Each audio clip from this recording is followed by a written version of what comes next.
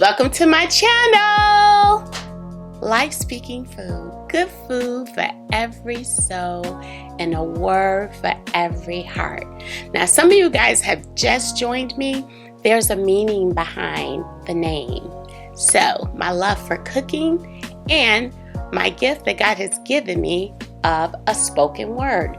So, who don't like good food and a good spoken word? Come on now, and it's good for your soul, right? So, that being said, we're going to do something a little different today. The basic sandwich, but we're not using any pressed meat from the market or going to the deli. We're not doing any of that.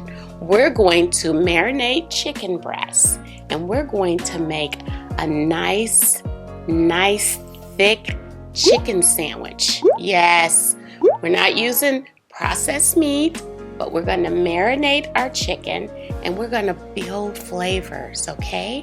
So you guys come along with me. Let's make a nice grilled chicken sandwich. Okay, let's go in the kitchen. Let's go. Okay, you guys, so this is the sous vide. I'm going to put the breast in my sous vide because I want it really tender. And then I'm going to take it out when it reaches 165. And then I'm going to sear it to get some grill marks on there. So I had marinated my chicken breast overnight. It's just citrus with some herbs, a little oil, and a little bit of acid. And I just did that overnight. So that is my chicken breast. And that is approximately 5.5 to 6 ounce chicken breast. Okay? So this is my little suction thing. So I'm going to put the chicken breast in here. And once this here reaches 165, I'm going to drop it in there. So we're just going to put the chicken breast in there, just like that. And we got to make sure this is closed because the last time I did this with you guys, it wasn't quite closed. And I had to go in and do it and go in and do it. So these things are pretty neat. You can get this little device off of Amazon. So we're just going to take all of the air out of this bag that the chicken breast is in. And most important, we're going to make sure this chicken breast is flat. Okay? It's not folded in half or anything. And this is the power button. Just turn it on. Make sure it's sealed all the way across. And then you just suction it with this suction. And what it does is it makes it nice and tight. So that's what we're doing right now. And this is going pretty slow. I don't know why. This is, you can reuse these bags like twice. So that is what I'm doing. I made sure the seal is totally closed. Oh, no, I didn't. I didn't do it. And what that does, it prevents it from sealing quick. And as you can see, it's sealing up. And then it stops on its own. So if you see how that's sealed, look how no air in that bag, right? So this is a good investment to get the sous vide. And there is a lot of steps that we're going to do to make a chicken salad. I just want to make sure, you guys, make it a little tighter. And it stopped. So there are a lot of steps to making this chicken sandwich. Did I say salad? Jesus. So as a chef, everything is about a build. And every ingredient matters. And this is the main ingredient, right? So we want to make sure the chicken breast is not dry. We want to make sure it has flavor in it, is seasoned well, and it's cooked to the point to where it's not dry. I've gone places and had chicken breasts, especially when I go to like Mythos Grill, and I love eating there. But the safest way to cook the chicken is to make sure the chicken is at 165. So they rather make sure the chicken is a little over 165. But I think if there was some marinating process, maybe a little longer, it wouldn't be as dry. So this is my chicken breast, and we are going to wait until this reaches 165 before we put this into the water bath. So right now it's showing that it's 98.6, but the goal is to get to 165, and I'm going to cook this for 2 hours. I do not have to be in the kitchen while it's cooking. It's a water bath. You guys look this up. This is what the size that I use for my water bath. Some people use a pot and then they just put this on it. So you could do it whichever way you want to do it, if that makes sense, okay? So this sous vide is not that expensive, but you get what you pay for, right? So don't go over there and get the cheapest market one you can find. Try to get a nice one that's digital, okay? So let's wait for this to get at 165, the bath water, and then we're going to leave it in there. And it's going to beep and let me know when it's ready. All right, you guys, stand by. Okay, you guys, so we're still waiting for our temperature to get to 165. So until then, I want to talk a little bit about the other things we're going to have for this grilled marinated chicken sandwich. So my friend has a garden, so this was from a garden. And we're going to slice this and use this as pickles. And then we have a tomato. And this here is like an heirloom tomato. I would say, you know, go to the farmer's market a lot for things because the prices are better, the quality of it is better. Now, here's some onions, and these are sweet onions, Veldelia onions. So why I choose these and not the red ones? Because we got a lot of darkness going on with this chicken sandwich. So also, instead of using regular lettuce, I'm going to use what they call microgreens. There's a lot of nutritional value in these, and it looks so pretty for eating your chicken sandwich, and it also tastes really good. And these here are the rainbow mix where you got different colors and everything. So I got these from Sprouts. I don't know if they have Sprouts where you guys live or whatever. So you see the darkness of that green, and then we have the green here, and we have this really dark tomato here. So I want to bring it up a little light. So that is why I chose these sweet onions. And we're going to pickle this cucumber, and we're going to pickle the onions. And it's going to be a quick pickling, so I'll show you guys how to do that. Now, I love this bun. When you find a bakery or a baker that bakes for you, stick with them because it's so important. It's not a lot of ingredients, but look how airy this bun is. It's so good. The base of it is pretty soft but solid at the bottom. So it's going to stand up to my aioli sauce that I'm going to make with that as well. Like I said, there's a lot of steps to this chicken salad, y'all. So these are going to be the toppings. We're going to slice these up, pickle these. We're going to pickle these. We're just going to slice this nice and thin. And we got our microgreens. And you guys will see how I make my aioli. And you also will see the pickling process. All right, so we're still waiting for this to get to 165. It's at 131 right now. So it's getting there. All right, you guys, stand by. Okay, you guys, so for the pickling, you see I already sliced up the cucumber here, and we have our onions. So normally when you're canning or pickling, you'll have one jar with your onions, the other jar with your cucumbers or whatever you're pickling. But we're going to put this all together, okay? Because I'm strictly using it just for the chicken sandwich, okay? So this here is your pickling seasoning. And you can buy that at any store, the pickling seasoning. So it does have some bay leaves, some peppercorns, and other things in there that gives a lot of flavor. And, you know, I put like a half a teaspoon of salt in here, but this is sugar. And this here is the apple cider vinegar, or you can use any type of vinegar choice that you want. I like apple cider vinegar. And then we have the water, okay? So the goal is to make sure that the sugar dissolves, and you're going to add your acid, and you're going to add your pickling, and you're going to let that cook for a while to bring it to a simmer to get all those flavors to merge together, okay?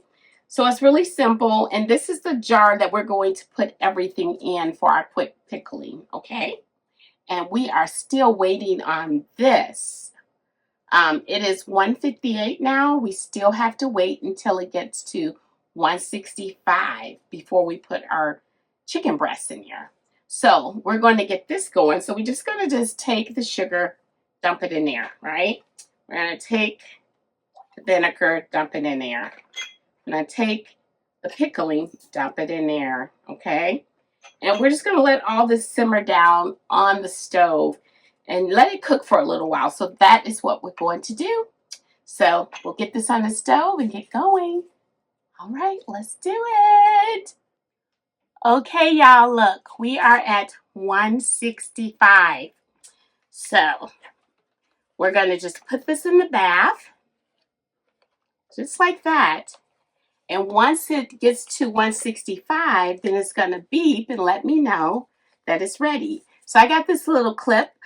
I clip these off of clothes that I buy from the store, and I make little clips. You can use them for like your chips or whatever, but that ain't got nothing to do with this. But anyway, that's what I'm telling you. I'm putting a clip because you don't want it to fall down in there. And then you also want to trap that heat in there. So this is the lid. You'll put that over there just like that.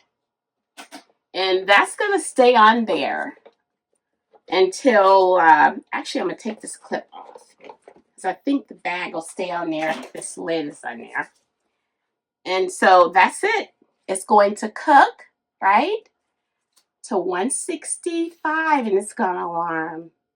I'm going to let it cool down, pat it off, take it out the plastic, and then we'll grill it. All right, let's see what we're doing over here with our pickling situation now. The most important thing about pickling is that you have a jar. You want to make sure that this jar is fully packed. So it may appear right now that it's packed with the cucumbers and the onions. And I added some more onions and I added some more cucumbers, right? And I have some here on the side because as I add the liquid, it may go down some more. So you don't want to leave any gaps. So you see right there on the side, there's a gap there. So I want to push that down. Some people try to layer theirs based on how pretty it looked. I tried the layer thing and guess what? That didn't come out the way I wanted it. But anyhow, so this is the pickling. It's nice and hot. So you see all the extra room I have in there now? I can still add some more onions to there. And you can save these onions. They're pretty good to use like on your sandwiches and everything. So the goal is to pack this thing, like pack it as much as you can get it. So we're going to pour the pickling in here. Oh my Lord, it's going down slow.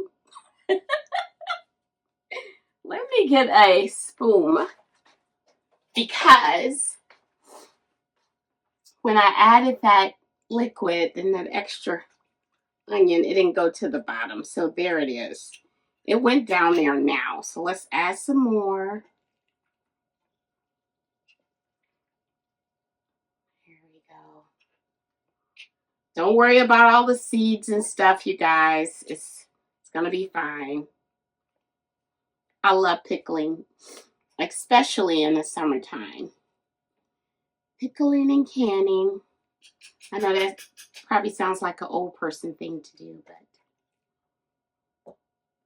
it's a really good thing to do. I think pickling, it adds way more flavor to your meals, especially your sandwiches. You could put it on salad. You could lay it across certain types of meats. It has a lot of flavor. It's really good. So you see how I'm packing that in? It's pretty packed. Because we don't want any air.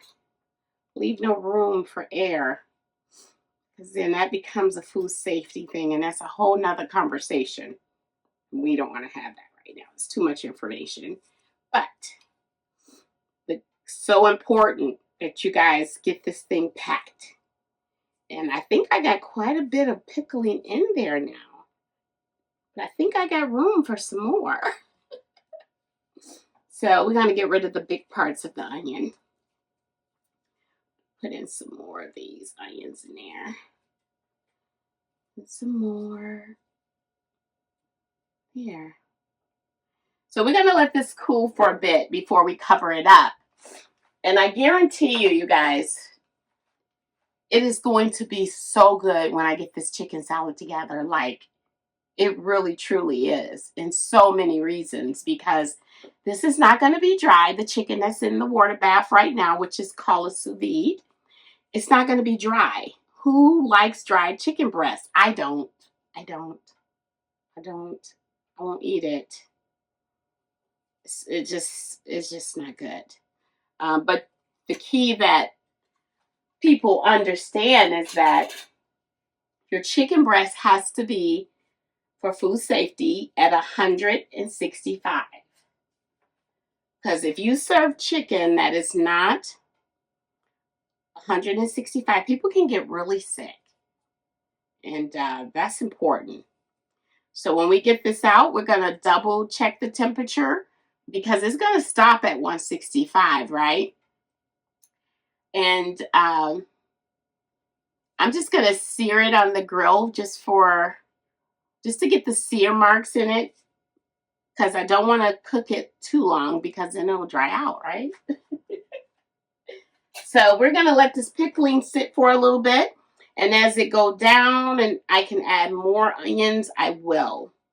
So that is the pickling process, you guys. All right. So next I'll show you guys how we're going to do aioli. It is a spread condiment. It's almost like a flavored condiment. Your main base would be your mayo. So stand by. All right, you guys. These are the ingredients for the aioli. So I have some leftover homemade mayonnaise. I have flat parsley. I have some fresh garlic and some pepper and coarse kosher salt. So important. Don't use any other salt but kosher coarse salt. That's it for anything. If you have any other kind of plain salt in your house, get rid of it. But this is the salt that you should use, okay? And this here is a nice grinder. And so you guys, if you look back at my videos before, I've made homemade mayonnaise, but it doesn't last that long, so I need to use this up. So utilize what you have in your refrigerator so you don't have waste. So whatever you have in your refrigerator, say, hey, what can I do with this, right? So we have leftover mayo. Now, I can highlight this higher on a higher level, but we're not doing that today. And what do I mean? Like, make it even more with this aioli. I could have flash fried these black parsley. And I also could have made this like an infused olive oil to release more flavor out of that. But I kept it fresh because it's just a sandwich. And flash fry is really just getting a crisp to that, then crumbling it up fine. And I always choose flat parsley. I call it the flat plain so you don't see the bushes. And I just kind of rough chop them up because I actually want them to be seen in the aioli. Some people use dry herbs, fresh herbs. I like fresh because I can taste each ingredient. So it's really simple. You take your fresh garlic and you just put all that in there. Now, I'm not talking about no minced garlic in a jar with some liquid. Not that kind. 1 clove of garlic I put in here. And that is fresh parsley, and it's flat parsley. So flat parsley releases more flavor. And with my salt, I'm just putting a pinch of salt in there. That's it. Nothing more. Now you can make this aioli a little color if you're doing it, but I want to keep it white and simple. And if you want to make it like a red color, you would do like a smoked paprika or something like that. So this is the coarse pepper that I'm putting in there. Okay. So you guys remember the brine that I did for the pickling. Make sure you let that cool down for at least 2 hours, and the jar is cool at least. And then you put it in the refrigerator, okay? So just trying to make sure you guys are doing things safely for food safety wise, very important. Now, some people will put a little acid in here, maybe a little lime juice, but you see how thick that is? I want that thickness to stay thick, especially based on what I'm using it on. Now, if I was using an aioli on the side for dipping sauce, I could thin it out a little bit more, but I wouldn't thin it out with water. I would thin it out with the acid. But aioli is good for like a week or so, and it's pretty good then. So important. That was my phone ringing in the middle of the video. Can't make this stuff up. All right, you guys, so this is the aioli. I'm going to put it in the refrigerator, wrap it up, and this is another add to our awesome sandwich that we're going to eat. So you guys stand by. Okay, you guys, so we have the chicken out of the bag. It's done. At 165, it's on my George Foreman grill. We have our tomato I'm going to slice. This is an heirloom tomato. I got this from the farmer's market. We have our bread that's toasted and ready, microgreens, and we have that wonderful aioli, okay? So let's get this sandwich together. We're just looking for grill marks right now. All right, stay tuned for the finished product.